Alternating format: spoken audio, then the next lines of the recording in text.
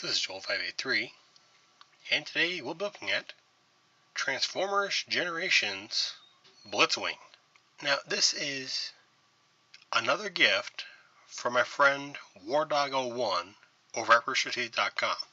And I just want to thank him again for sending me this, because now Springer has somebody his own size to fight. So, again, like Springer, Blitzwing here is a triple changer. Robot, jet, and tank. And on the back here we have, well, again, his robot mode, tank mode, and his jet mode. And apparently he has 3 faces. That should be interesting. Blitzwing. Within his heavily armored and highly destructive body, Blitzwing has the ice-cold mind of a master strategist, sometimes. At other times, he is a boiling cauldron of rage, waiting for any excuse to unleash his firepower on the nearest target. And now and again, he is a chaotic whirlwind of bizarre behavior and intermittent bursts of plasma fire. His unpredictability makes him a poor soldier, but his raw firepower and unstable mind make him a useful tool for a commander as capable as Megatron. Moving down here, he has a strength of 9, intelligence of 6, speed of 9, endurance of 8, rank of 3, courage of 6, fire blast of 8, and skill of 4. So yeah, he has a lot of potential, but he just can't focus enough to really harness all he can do. So here we have Blitzwing open up and into his robot mode. So first off, for color, basically has a lot of purple, a lot of tan, and a bit of gray. So he's kind of like a gray robot that wears purple and tan armor. Kind of cool, kind of interesting. As for articulation, his elbow bends, it's on a little swivel there. Biceps on a swivel. Hand does not move at all. Arm can go out. And you can turn the shoulder. But it's very tricky because, well, the shoulders don't really lock into place. So if you try pulling it down, that works just fine. Try pulling forward and his arm just kind of explodes. And that's due to the transformation. I've tried, I have not been able to find a way to get these to clip in and just stay attached. If there's a way, I don't know it. As for the legs, just a, it's kind of like a universal joint in the hip. A knee that took me a while to find. And ball jointed ankle.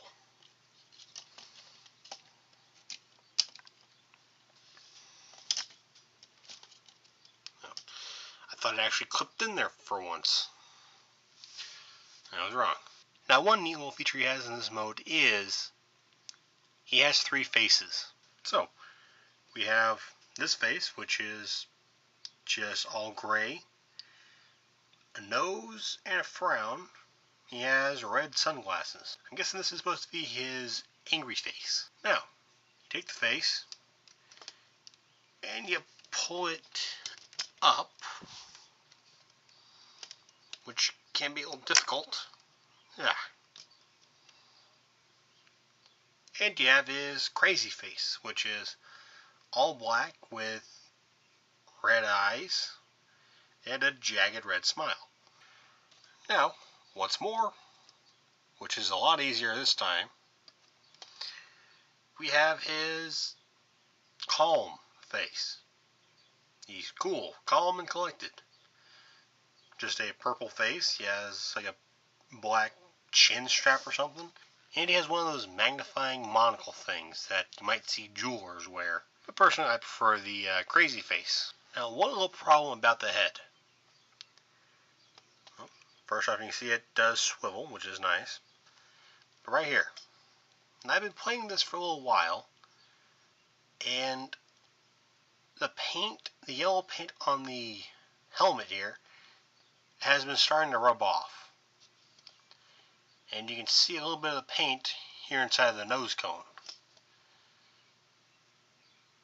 It's a purple rubber plastic nose cone, and now it has yellow smudges. That's not good. And the reason for this is because, well, the head is simply too large in my opinion.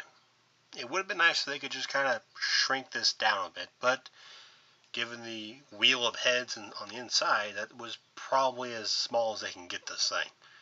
And it's probably why the nose cone is a piece of rubbery plastic rather than a solid hard plastic like the rest of them. And one little odd thing that I find about this, the cockpit for the jet mode opens.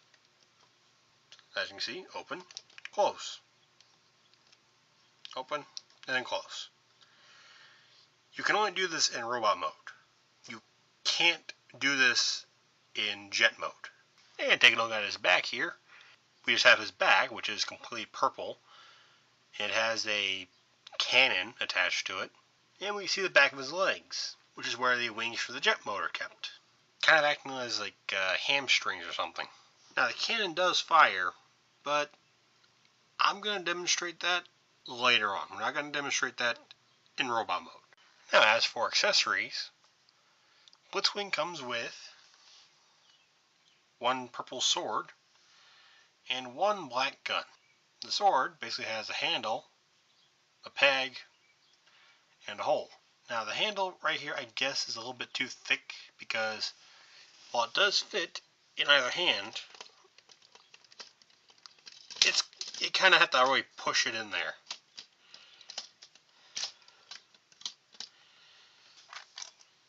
That's a little too much force than what I'd feel comfortable with. The gun on the other hand fits in the fist a lot better, but with all the armor on the arms, you might have a little bit of clearance issue. And that is Blitzwing just all armored up and ready to fight.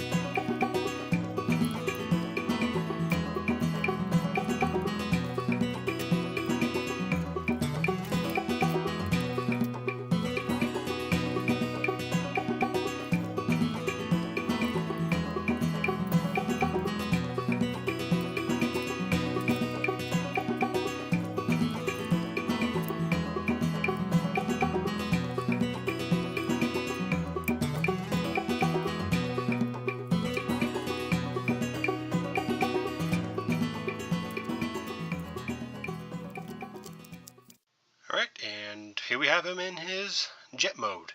Now you see it's a little convoluted and difficult to get pegs where they need to be.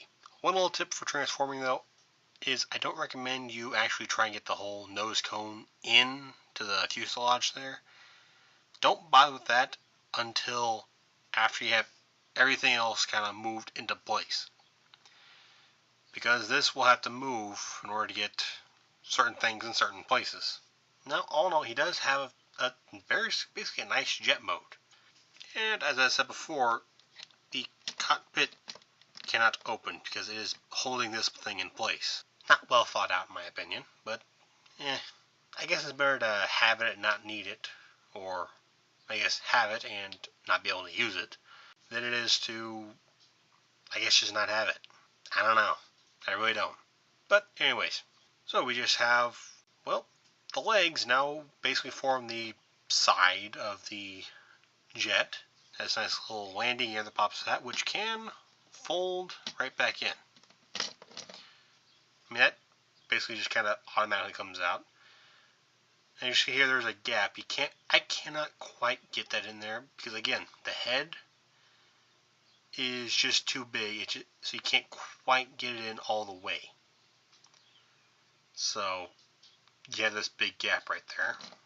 Now basically what you end up having here is, I guess that's like the air intake, if planes actually have those. I'm not fully sure. You have what look like giant engines, I guess, on the front or on the back top here. Then the cannon forms the main engine. It's interesting, to say the least. And as for his weapons here, I like to use the sword and plug it right on top here, just to fill in that space. This little big gap right here. Makes it look a little nicer, a little more filled in. As for the gun, you can put that pretty much anywhere. But I prefer the under the wing. I mean, it would actually look better right here, or probably on the side, because it's on its own. It'd be really nice if it had two guns. So you can have one right here, and one right here. It'd be nice, just saying. As for transformation into tank mode, normally I would just put in a robot mode and then go back to tank mode. But thankfully, it's actually a lot easier to get from the jet mode to tank mode and from tank mode to jet mode than it is to get from robot mode to either of these two modes. So let's see how it is.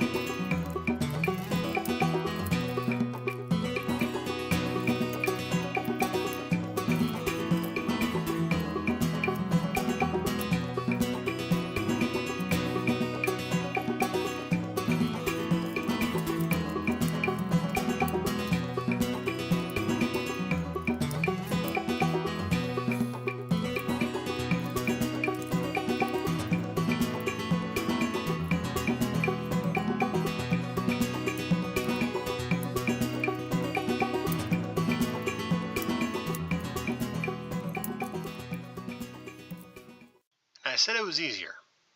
I didn't say it was that much easier. But honestly, the hardest part right here is getting these little front panels folded up to fill in the spot.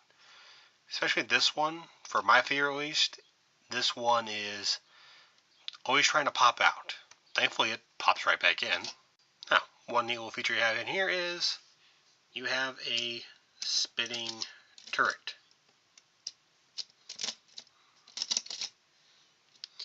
Which is a pretty neat little thing.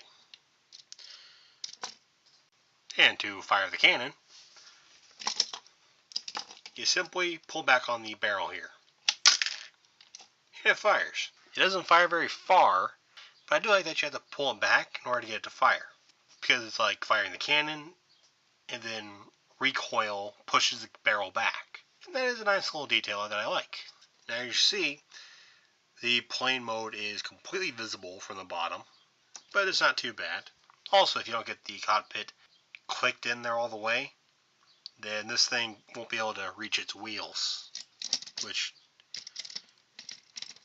I may or may not be having this problem right now. I am not sure. Could just be the Lego board. And again, as for weapons, sword still gets used for the same way.